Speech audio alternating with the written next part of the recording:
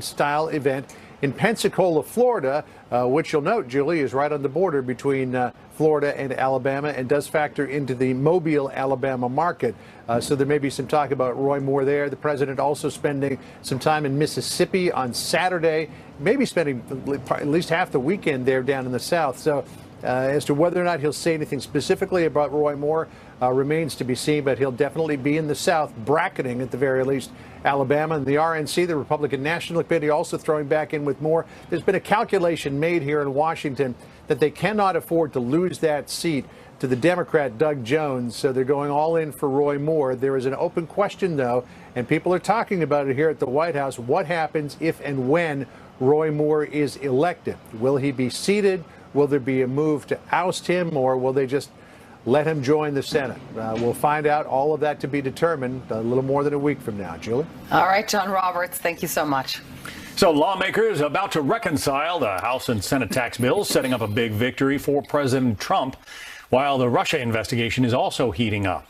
So is the president's unpredictability a price the GOP will pay to push through one of their top legislative priorities? The Wall Street Journal's Jerry Seib writes, in the era of President Donald Trump, when up can be down and down can be up, it's no surprise that the Republicans' hour of great accomplishment also is their hour of great peril. That is precisely where things stand as a new week dawns upon a thoroughly changed political landscape.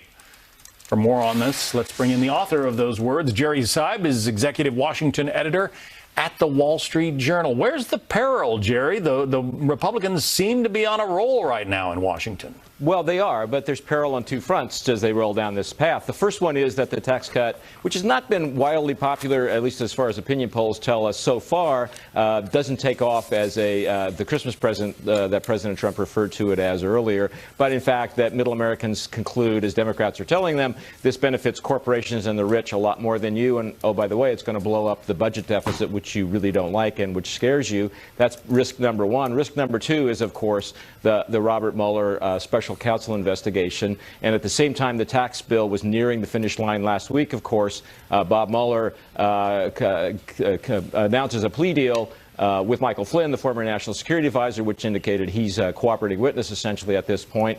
And that opens the door wider to the Trump inner circle. So at the hour of accomplishment, as I said, you also have peril just off to the side, but very much within vision for Republicans. So that's why it's not 100% glee at this point for them. But the Republicans have struggled for almost a year now in the Trump presidency to notch a big legislative win, and tax reform looks like it's going to be it.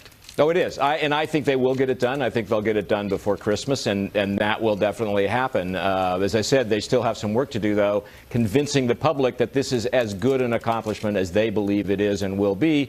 And, oh, by the way, there's a danger here. The economy is already humming along pretty well, nearly at full employment, pretty robust growth. There is the potential that a tax cut right now, in addition to ballooning the deficit, also stimulates the economy even further and essentially overheats it over the next couple of years. But in the short term, there's another peril out there, which is people have kind of forgotten. The government isn't funded anymore after this week. There needs to be a budget passed that funds the government for the rest of this fiscal year.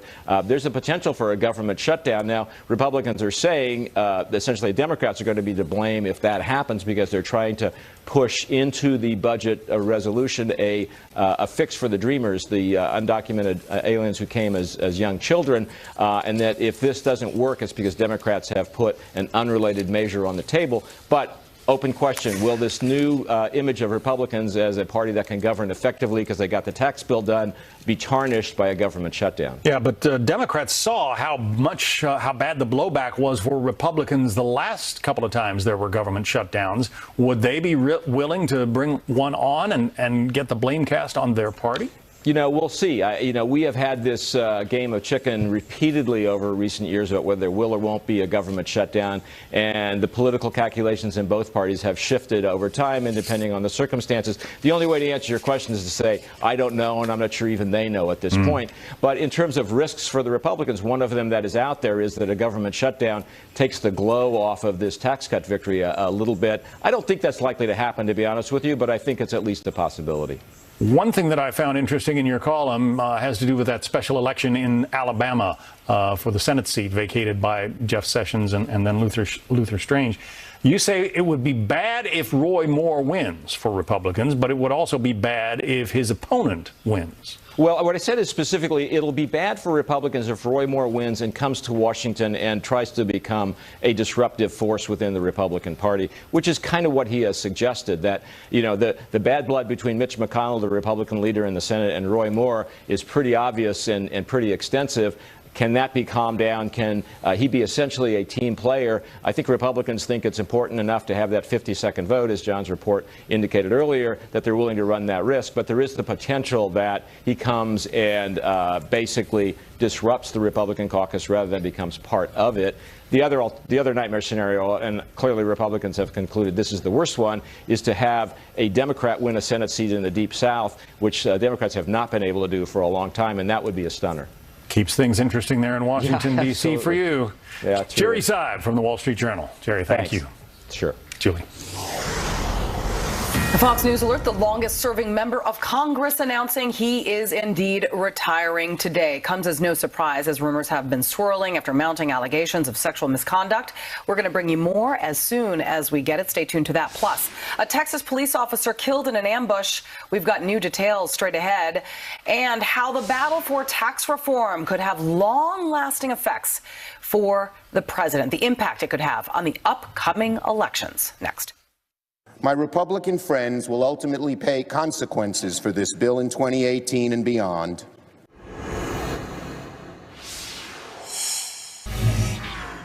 Right now, a sad milestone for the San Marcos, Texas Police Department after a veteran officer was killed in an ambush-style attack, marking the first time in the department's history an officer is killed in the line of duty.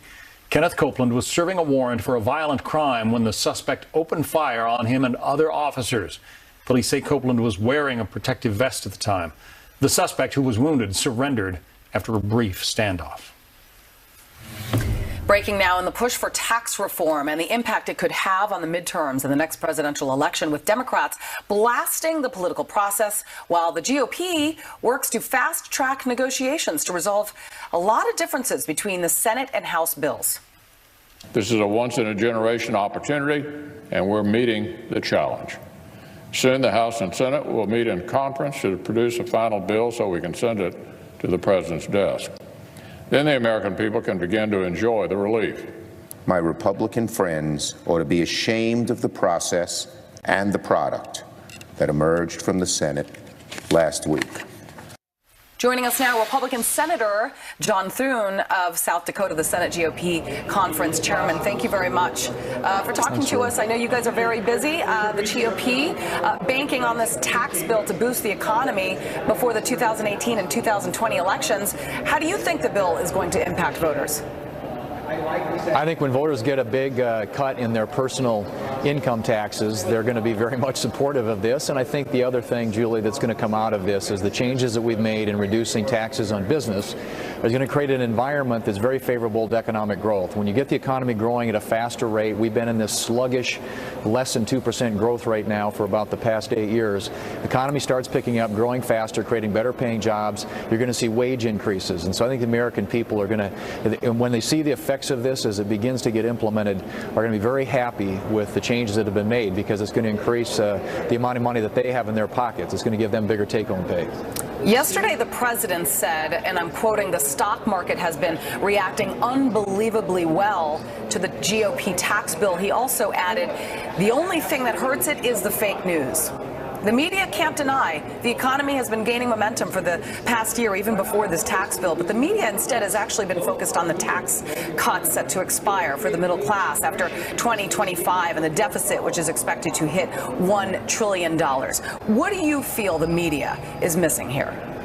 Well, I think the media is sort of missing the obvious, and that is that we're doubling the standard deduction, we're increasing the child tax credit, we are lowering rates for people across this country, lowering rates on businesses, and those are all things that are going to create greater growth in the economy. The media, like the Democrats here in Washington, seem to accept that 2% growth is the new normal. We shouldn't accept that. This is the American economy. We can do way better than that.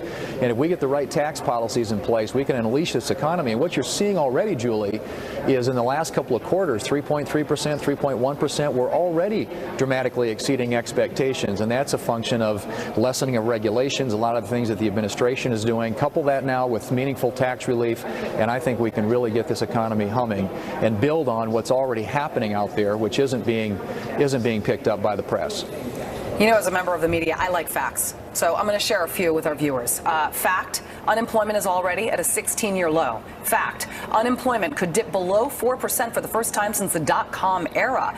Fact, that kind of momentum could easily translate into even more jobs and higher wages. That is the story I think the president feels the media is ignoring. But could that be because this trend could continue past the 2018 elections into the next presidential election, something perhaps the mainstream media doesn't want to see?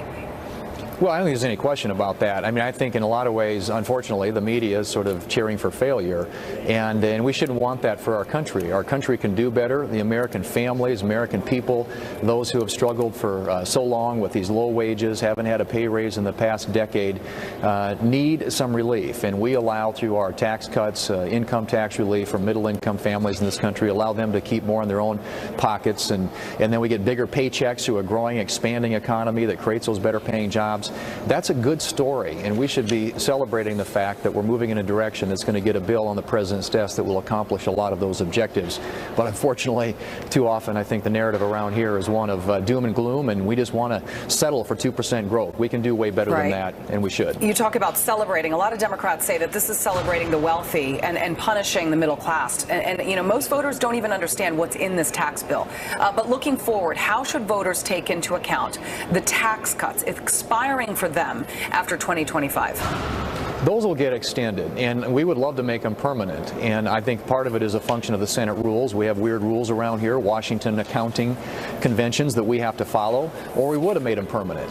But they will be made permanent eventually, and the people should focus on how this is going to impact them and their own tax situation, plug these numbers into their tax returns, and see that with a doubling of the standard deduction, a doubling of the child tax credit, reduction in rates, they're going to be way better off. And I think that when the American people start realizing what's happening here and what's been done, and gets the real information, the real facts, they're going to be very pleased with the outcome.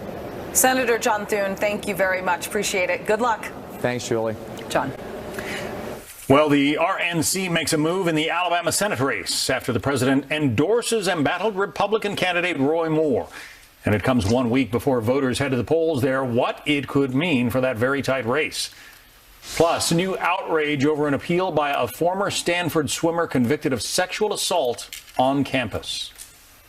It's just outrageous. The only thing unfair about this case was that the judge was unfair to the victim.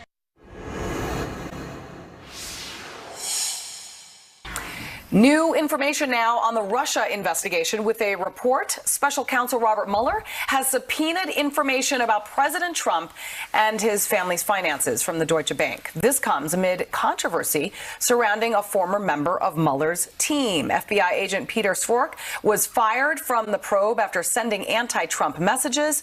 His role in the Hillary Clinton email scandal is now under review, and Fox News is learning that Strzok basically was the one who oversaw the Bureau's interview of Trump's former national security advisor, Michael Flynn. You got all that? So all that could actually turn into a credibility problem for the Mueller investigation.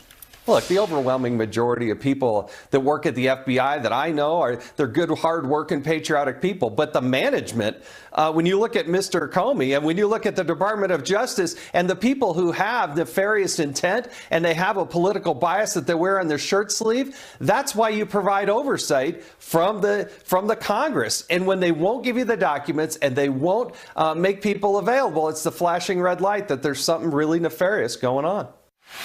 Something really nefarious is going on. Joining us now, Josh Holmes, former chief of staff to Senator Mitch McConnell, and David Goodfriend, former Hillary for America surrogate and former deputy staff secretary to President Clinton. All right, let me start with you, Josh.